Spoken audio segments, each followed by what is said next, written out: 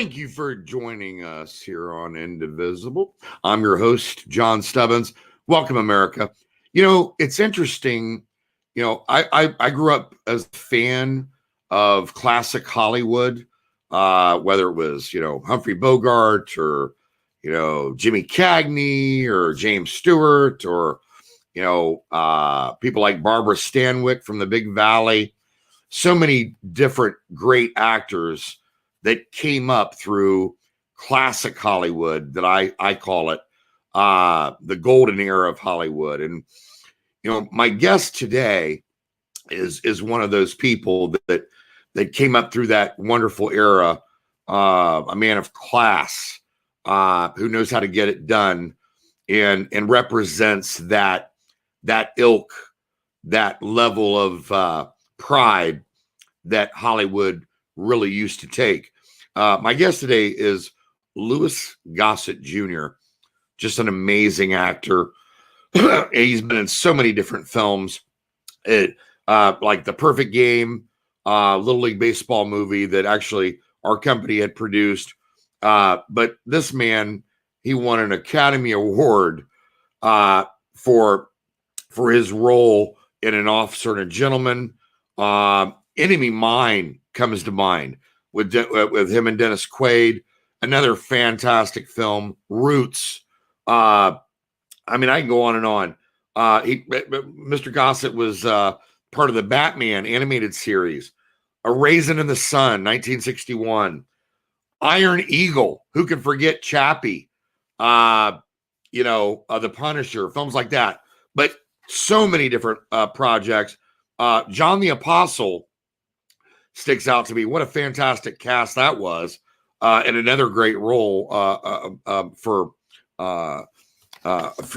Gossett. But what a great cast that was with him, Jim Caviezel, John Voight, Gary Sinise, Marissa Tomei, who actually went to the Actors Institute, which is where I studied in New York.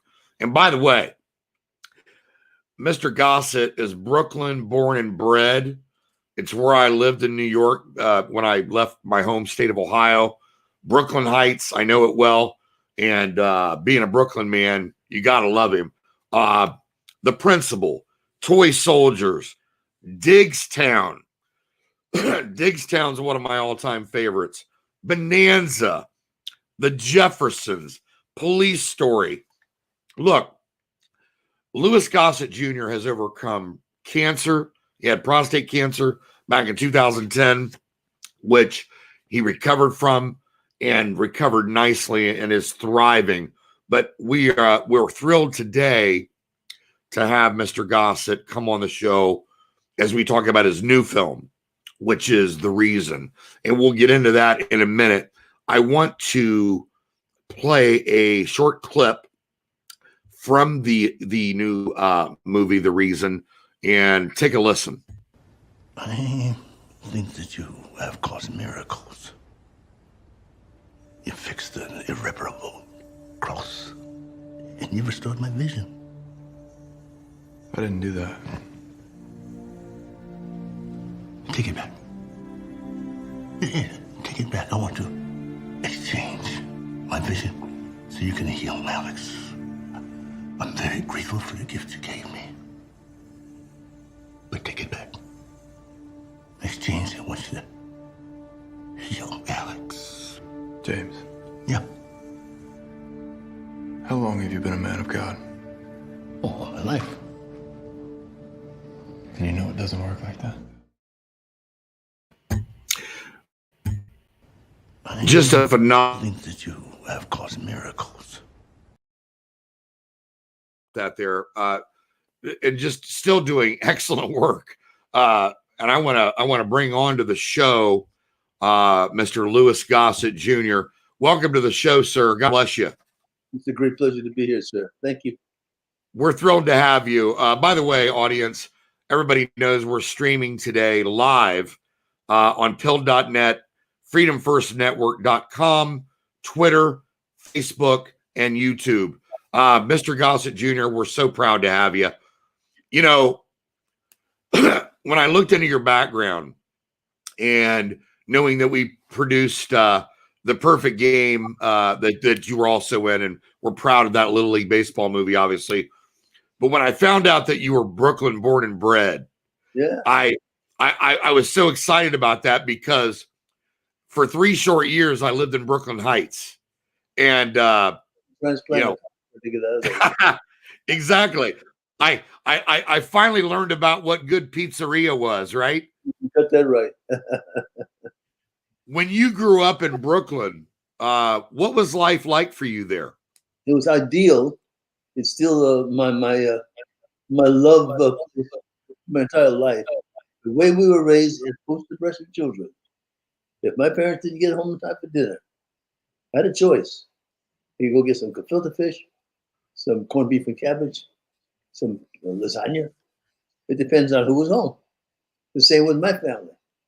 So we played with the broomstick handles, with the broom to cut off. That was our bat. Third base was a Chevrolet on the left. Home run was 3 Stewards. And we were in 7th Avenue. Our imagination was rampant. We had that funny little accent in Brooklyn, but we understood one another. I want the world to come back to that place. We don't have to lose money. Yes, sir. But we need to get back to that indivisible, which is the magic word you got. It's got to come back to that place for our mutual salvation. You know, I couldn't agree with you more. And it's interesting because, you know, when we were kids, Mm-hmm. you know, we didn't have cable television. We didn't have cell phones or laptops or none of this.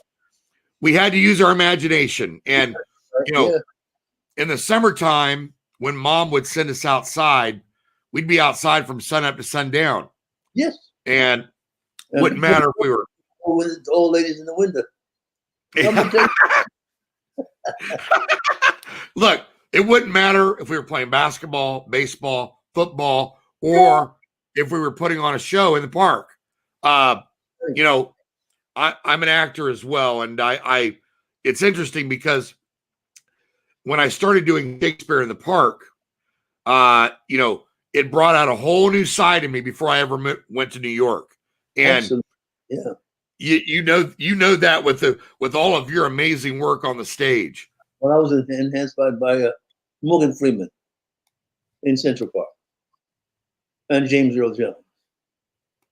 Wow. But the major thing that I saw that was different, because everyone proceeded not with the quality of the piece, but with the money-making capabilities of it. Our young ladies used to experience the sense of purity between the ages of 7 and 10, which has disappeared. Now they're menstruating at that age. And so that period of purity and law and awesome things of life is gone. So we have a different kind of grown up now. Let's go back to those places. Take our time. Yes. Enjoy those phases of life. You know, that era, it's like when mom and dad raised us, you know, we learned to respect our elders. It was yes, sir, no, sir, yes, ma'am, no, ma'am. Absolutely. We had respect for one another. We had, you know, just basic consideration for one another. And my great grandmama, she only lied to me one time. I'll show you a picture of me and her if you want. Yes, please. That's me at my first play, 1953. That's her, 1953, 115 years old. She only lied to me one time. She said, this is going to hurt me more than it's going to hurt you. That's when the family was connected. That was our job. So I got some bounce. Maybe that's the miracle of being able to respond on each age to any kind of society, because that family unit is what we had to work on enhancing every day before we thought about ourselves. Yes, sir. Yes, sir. That's what indivisible means. Yes, sir. Yes, sir. And you know, and when we were kids, whether we wanted to or not, mom and dad made sure we were going to church. We made our bed. You know.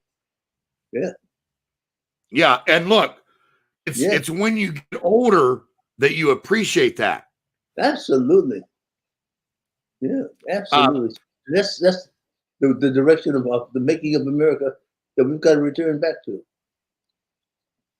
So yes, sir. I want to show a quick picture I wanted to show a quick picture of you here while you're talking, sir. I love this photo of you that I had gotten in the press kit, and I love that shirt, by the way. Thank you. That's a great shirt. And what I was going to ask you was, and by the way, here is the for the audience. This is the cover of The Reason. And by the way, for those of you that don't know, this stars obviously Mr. Gossett, but also Tatiana Ali and Alan Powell. Mm-hmm. And this film is brought to you by PureFlix, who I'm very familiar with. And where did you guys shoot this at? We shot that in where they shoot the Masters. The Masters is in Georgia. So that's nice. It was a nice place to have a day off playing on that golf course. That's awesome. That's awesome. Did Tatiana want a box? No, she's a lovely lady. Lovely. A great. I was kidding because I know at one time she was boxing, wasn't she? Yeah, I think so. She was. Oh no, that's the other daughter. That's the other daughter. Yeah. You know, okay. Those are the women you have to be very kind to. Yes. They can't out. She'll hit you upside the head. Aaron left. I love that film.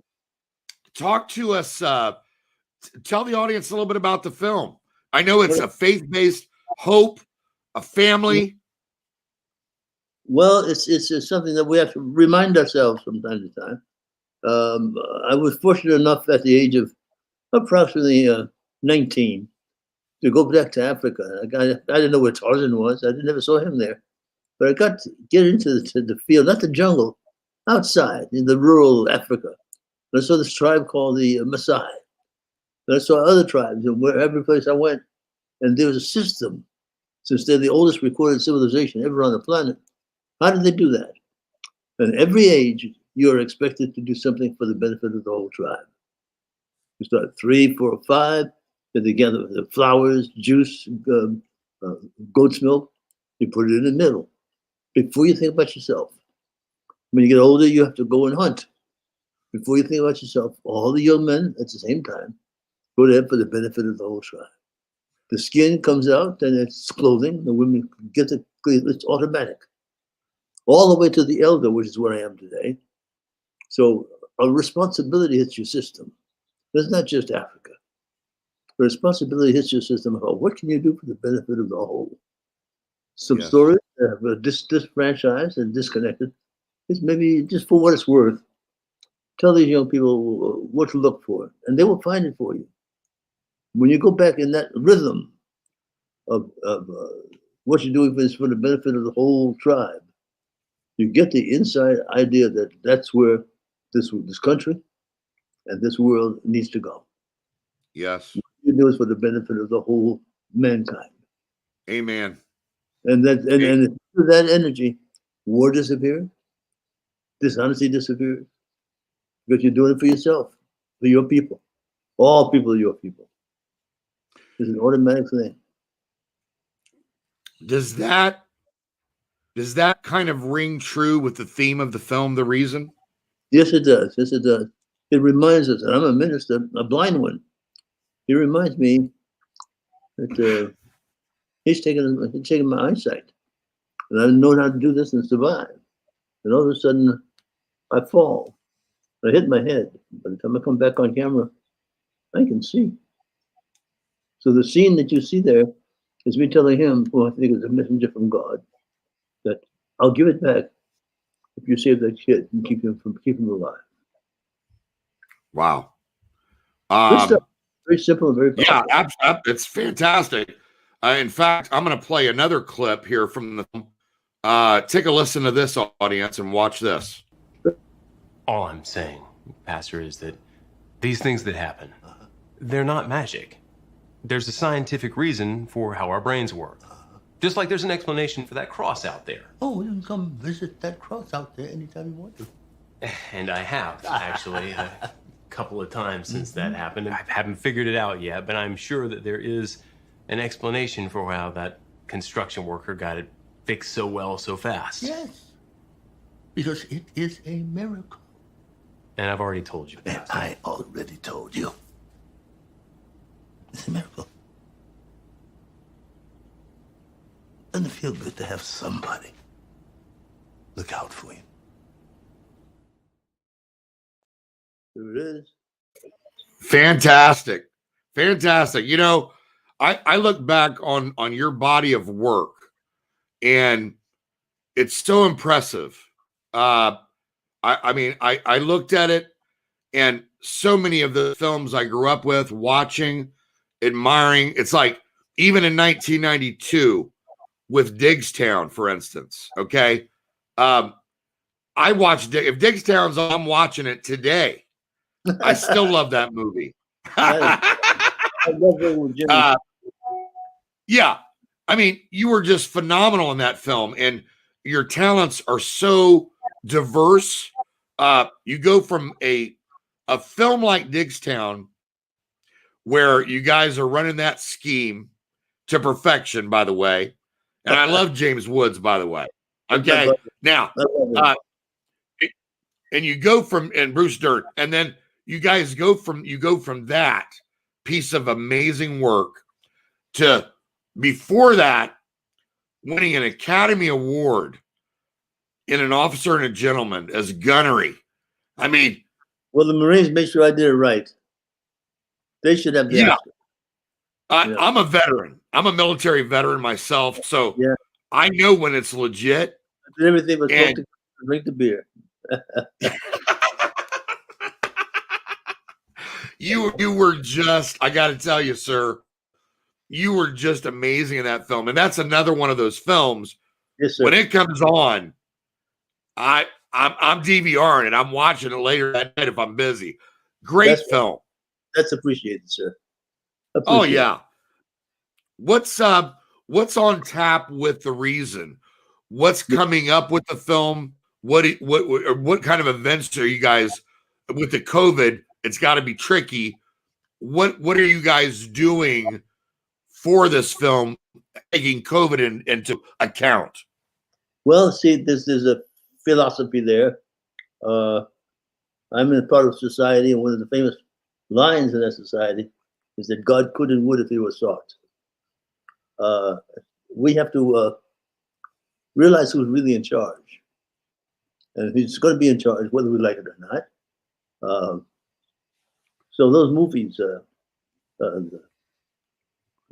Reason, the Orphan, the Foster Boy, they're all with the same basic.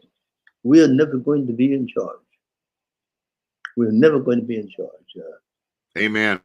We can act like it, but they always get a comeuppance, you know. It's amazing when we disappoint ourselves thinking about us being in charge, but we never will be. Yes, sir. There's a humility there. No. You know? So we need to listen to that humility, get in line, and do the best. You know what's you know what's I was going to say interesting about that is if you embrace that, any human being that embraces that, it takes the pressure off, doesn't it? Oh, it makes I mean, it much easier. You turn it over. You can go anywhere you want. Yeah. Yeah. Yeah. You turn it over to the Lord and let him deal with it. The pressure's off. Pressure's off. Yep. You know, You're look, gonna, excuse me, because I have this tooth. I'm gonna get off camera for 2 seconds. All right, I'll be right there. okay, sure, absolutely. You know, listen, William Searles wrote this award-winning book, The Reason, which obviously this is a film now. And again, family, faith, hope, all the things that we stand for on this show.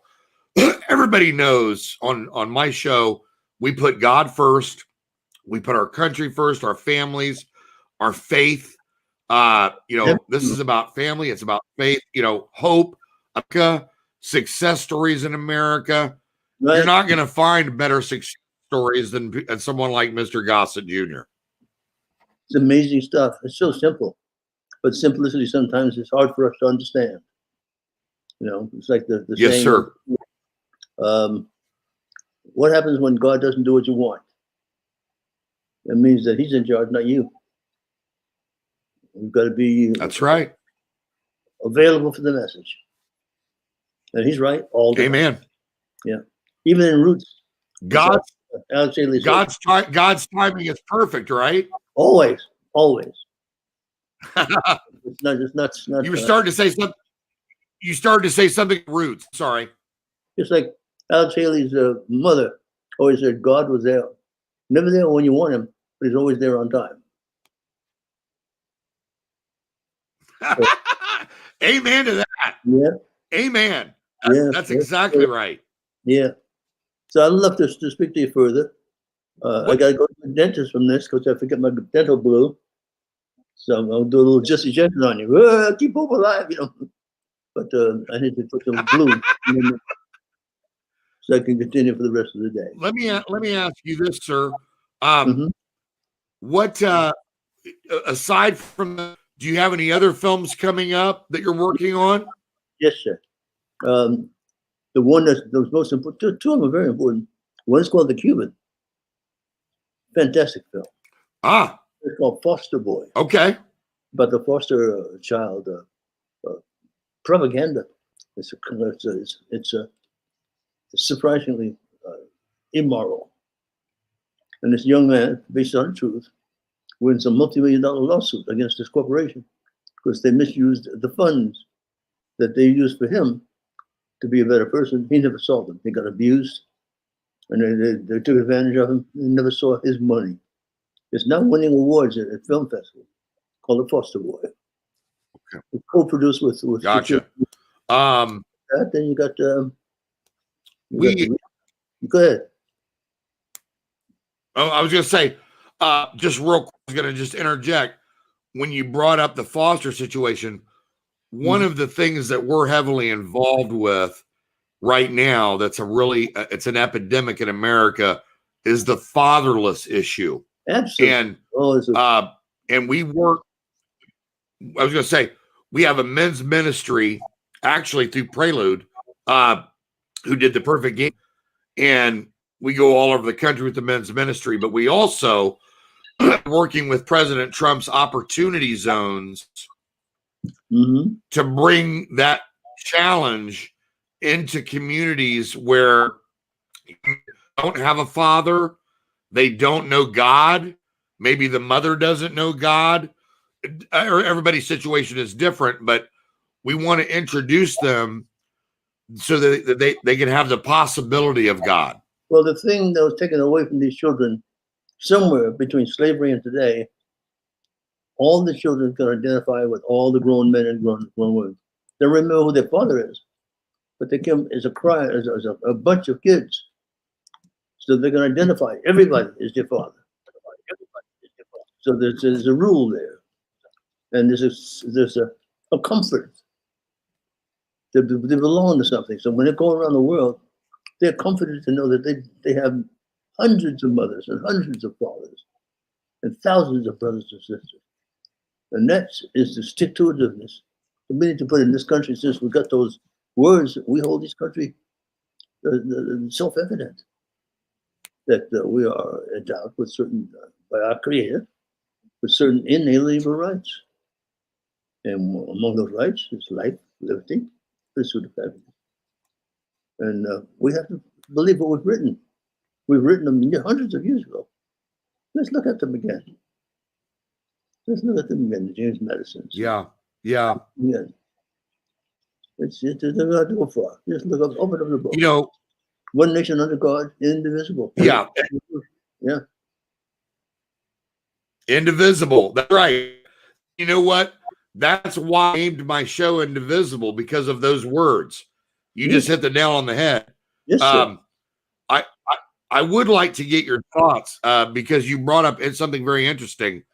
When we're talking about this issue with the the BLM and Antifa and all these people, I wanted to ask you your opinion on this. It seems to me, just the 70s even, it seems like America has come so far, especially in regards to like race relations. And like, you know, a lot of my friends are black and I grew up with these guys. We played sports together. We're still friends to this day. We never looked at color. But here we are, have agitated itself. And it seems like we're going backwards in regards to this. And I wondered if you could shed any wisdom or light on the issue. Well, I'm trying to put together a podcast for what it's worth. So I'm not telling anybody a gospel that they must believe what I have to say. So I contribute to a thought process. I think that when these young people arrive at a success by getting equal education, equal living, health, and they get it because Black lives do matter. I think if they're successful there, it's less than they deserve. They come from a richer culture that they have to really investigate and add that to the melting pot of all of mankind. Now, if we do anything else other than work together as a people to save this planet, we all may as well be in a 747 airplane with knowledge that the plane is going to crash, but people inside of the plane are fighting over who's going to be in first class. Doesn't make sense. Right. As soon as we get rid of that stuff, we'll be all right. It seems to me, especially, and I know you traveled like I have, it just seems to me like in a lot of ways, and it doesn't, you're black, you're Asian, you're Indian, doesn't matter. Well, right here, it seems like,